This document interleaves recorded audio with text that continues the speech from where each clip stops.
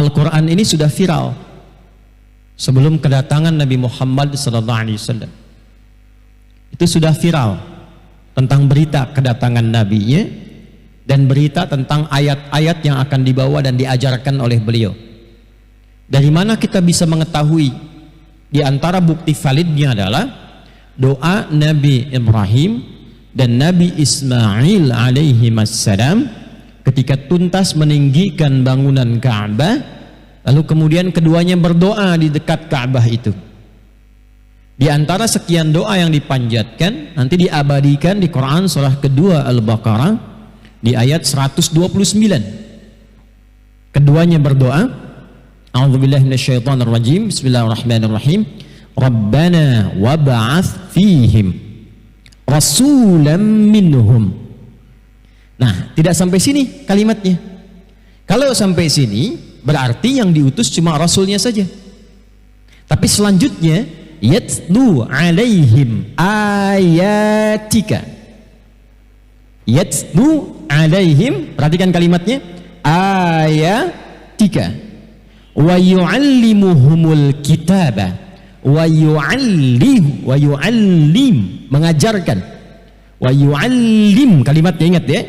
Wa yu'allimuhumul kitaba wal hikmah wa yuzakkihim innaka antal azizul hakim.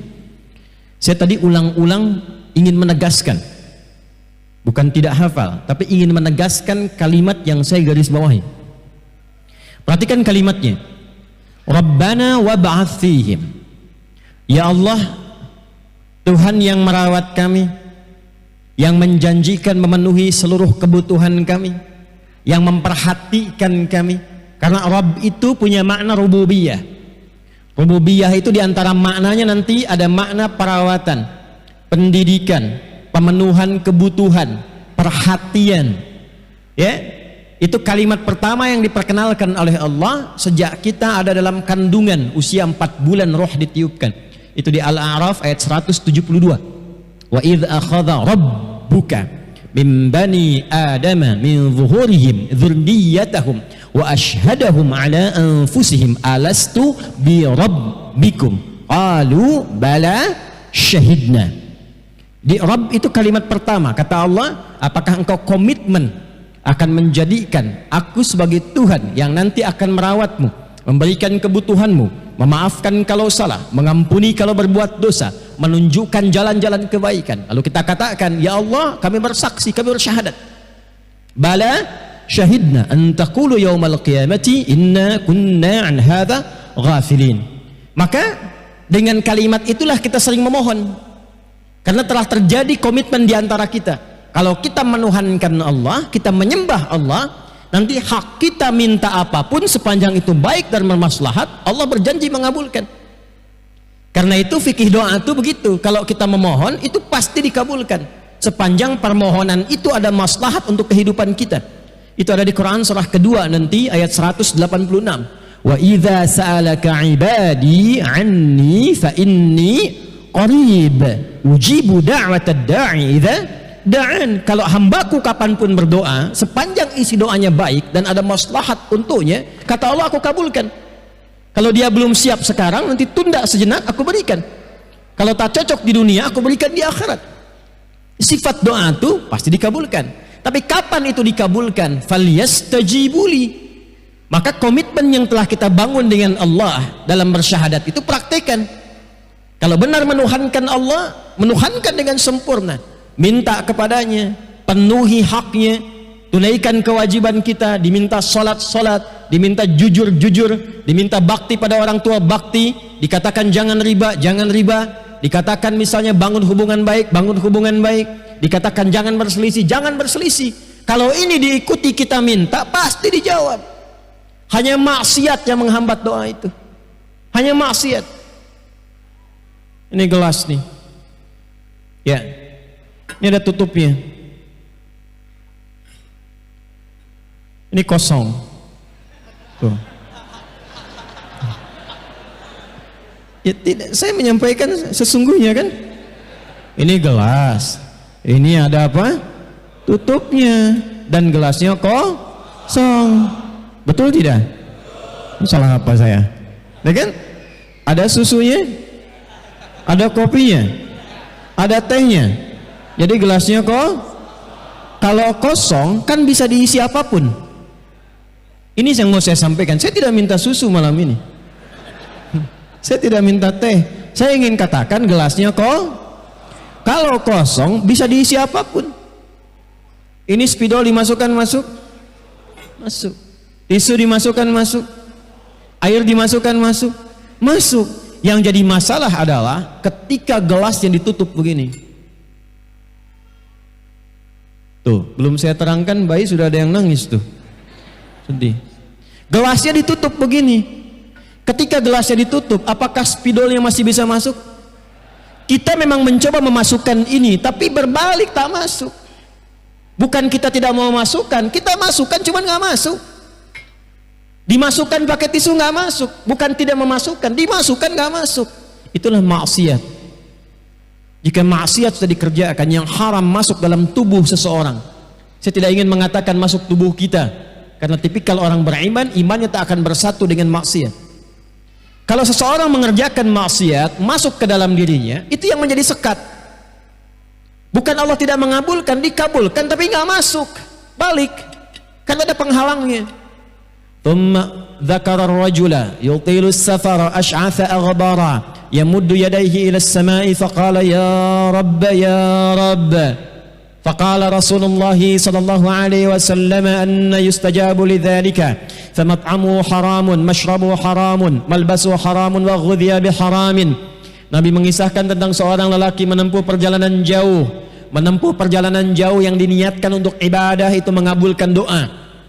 Mengabulkan doa, ingat, 2 kali lebih cepat dibandingkan dengan orang diam. Anda datang ke sini dengan niatnya betul-betul untuk ibadah.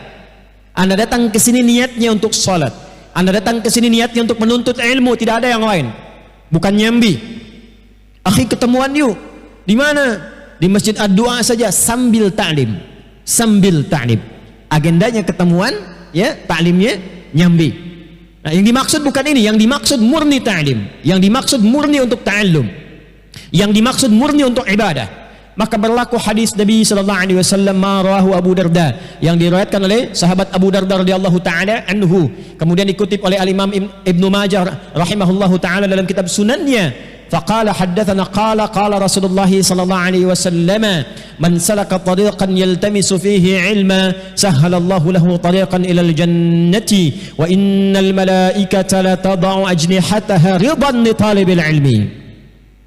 Kalau ada orang menempuh perjalanan sekalipun di jalannya berliku, tariq itu beda dengan syariah. Syariah itu jalan depan lebar, luas, nyaman. Tariq itu kadang jalan bisa sempit, bisa panjang tapi berliku. Kadang naik turun, kadang nggak kelihatan ada lubangnya, kadang nggak mudah, di tengah-tengah ada hujan, itulah tariq. Tapi nggak sia-sia, nanti ditampakkan di akhirat.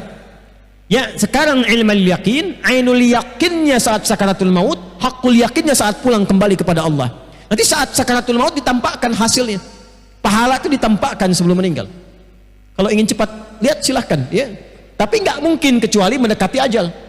Ya, mendekati ajal, maka ditampakkan itu ada pahalanya. Ya, kata Nabi sallallahu alaihi wasallam diperintahkan malaikat catat setiap langkahnya, peluhnya, keringatnya dicatat untuk meringankan langkah dia ke surga. Hadisnya belum selesai. Dan setiap malaikat diperintahkan membentangkan sayapnya memberikan ridha kepada penuntut ilmu itu sejak dia keluar dari rumahnya, dari kantornya, dari jalannya. Di antara makna ridha malaikat itu mengaminkan doa yang ia mohonkan kepada Allah. Maka di jalan isi dengan zikir, isi dengan doa. Nah, ini orang ini dikisahkan oleh Nabi sallallahu alaihi wasallam menempuh perjalanan dan itu cepat mengabulkan doa seharusnya. Yang kedua, yamuddu yadayhi ilas sama, dia mengangkat tangannya ke langit. Ya, saya share sedikit. Cara mengangkat tuh kan macam-macam ya. Ada yang begini ada. Nanti ada yang satu telunjuk yang khatib Jumat begini ada. Ya kan? Nah, kalau kita berdoa biasa itu salah satunya bisa, karena saya pegang mic bisa. Adik bangun sebentar. Ya, pegangkan sedikit. Nah, kurang lebih seperti ini ya. Nah, kelihatan? Belum saya mulai, belum diapa-apakan. Bagaimana bisa kelihatan? Anda luar biasa, belum saya mulai udah kelihatan. Imannya kuat sekali nih. Nah, ini ya, ini tangan nih. Ya, ini depan. Kanan kiri kelihatan ini? Baik kan? Nah, seperti ini. Ini disatukan begini. Ya, paling gampangnya begini. Ini kan ada garis-garis nih di kanan kita nih. Kiri ada garis-garis. Kalau saya kebiasaannya menyatukannya pas tuh ketemu garisnya. Tarik ke sini. Sini. Jelas? Ini yang dimaksud yamuddu yadaihi ilas sama. Nanti semakin tinggi permintaan, misalnya kasusnya itu kasus luas, tinggi seperti istisqa, minta hujan. Nah, itu semakin naik biasanya begini. Dan bukan menutup tapi kebuka begini. Tapi yang standar tuh begini. Jelas? Nah, ini yamuddu yadaihi ilas sama, mengangkat tangannya ke langit maksudnya mengarah begini. Nah, ini orang yang berdoa dengan mengangkat tangan, jazakallahu khair. Itu dalam fiqih, dalam hadis diisyaratkan lebih cepat dikabulkan dibandingkan dengan yang diam, yang tidak mengangkat tangan. Tapi nanti ada kondisi-kondisi kapan mengangkat tangan dan seperti apa. Hadisnya innallaha hayyun karimun. Ada seorang berkonsultasi pada Nabi sallallahu alaihi wasallam, "Ya Rasulullah, bagaimana kalau saya berdoa mengangkat tangan?" Kata Nabi, "Bagaimana kalau ada orang meminta kepadamu dengan menjulurkan tangannya? Begini, tolong Pak, tolong." Kata orang itu, "Ya Rasulullah, saya malu kalau saya nggak kasih." Maka Allah lebih peka dan sangat merasa malu kalau ada hambanya menengadahkan tangannya dan tidak mengabulkan. Sepanjang itu baik dan bermaslahat. Ketiga, dengan al-asma'ul husna.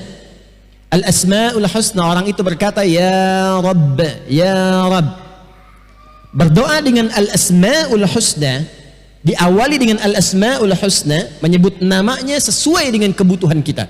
Allah punya beragam nama yang dikenal dengan al-asma'ul husna, bukan sekedar untuk dihafalkan, tapi nama-nama itu mencakup semua kebutuhan kita dan kita bacakan sesuai kebutuhan. Misal, memohon rizki, ya Allah ya Razzaq. Memohon ilmu, ya Allah ya Alim. Memohon diberikan kekuatan dan kesabaran atas musibah, ya Allah ya Sabar. Dimohon diberikan solusi dari persoalan yang menjangkiti, ya Allah ya Al-Fattah. Di semua jenis masalah kita, solusinya minta pada Allah dengan nama itu. Dalilnya Quran surah ke-17 di ayat 110 itu. Ya, Allah berfirman, "Qul ud'ullaha aw ud'ur rahman ayyamma tad'u falahul asmaul husna." Kalau anda punya masalah, kata Allah, "Hambaku, kalau engkau punya masalah, minta sebut namaku Allah." Atau minta Ar-Rahman, atau pilih nama dari Al-Asma'ul Husna sesuai dengan kebutuhanmu. Gak harus kita minta semua.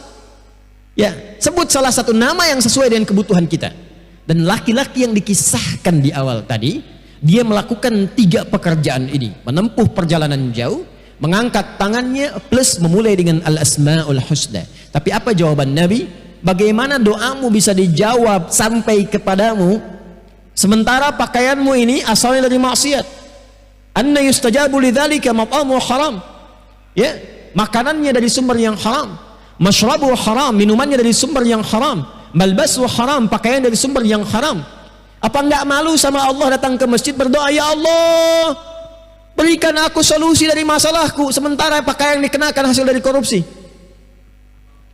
"Ya Allah, berikan aku hidayah," sementara di handphonenya terkumpul gambar-gambar yang tak pantas, video-video yang tidak layak dilihat. Apa enggak malu anda sholat memasukkan handphone ke dalam saku, di dalamnya penuh dengan gambar maksiat? Bagaimana bisa dijawab doanya? Bagaimana bisa khusyuk sholatnya? Apa enggak malu datang kemudian kepada Allah menggunakan kendaraan hasil dari yang dilarang? Itu yang kemudian menghambat keberkahan itu datang. Itu yang menjadikan nafsu berpetualang. Itu yang menjadikan nggak pernah cukup. Dapat uang nggak cukup, punya sepeda pengen motor, punya motor pengen mobil, punya mobil pengen pesawat, harta masih banyak pengen ini, pengen itu, nggak ada yang kepake. Kalau dinikmati dengan cara yang benar, dirasakan, ada kemuliaan didapatkan, ada keberkahan dirasakan, itu yang manfaat. Tapi hati-hati, kalau di lemari anda pulang dari sini dicek banyak pakaian dan bahkan belum pernah digunakan untuk ibadah, yang ini belum pernah dipakai sholat sudah pengen pakai pakaian yang lain. Itu motor yang di luar banyak itu sudah pernah belum dipakai ke masjid? Sudah pernah dipakai ke majelis ilmu? Berapa kali? Itu sepeda yang anda koleksi di rumah, pulang ke rumah cek, yang sering dipakai di kesempatan pagi, bahkan sejak selesai sholat subuh, pernah nggak dipakai ke masjid? Jangan-jangan ke masjidnya jalan kaki, sepedanya pakai sepeda. Halo? Huh? Kan dihisab. Kan dihisab. Ya tidak salah, cuma dihisab. Ini yang menghambat. Maka seperti itu. Ini gelas kosong tertutup. Kata Nabi, "Anna yustajabu lidzalik", bukan gak dijawab. Dikasih mental. Maka buka dulu ini maksiatnya. Buka dulu. Kalau dibuka baru masuk lagi.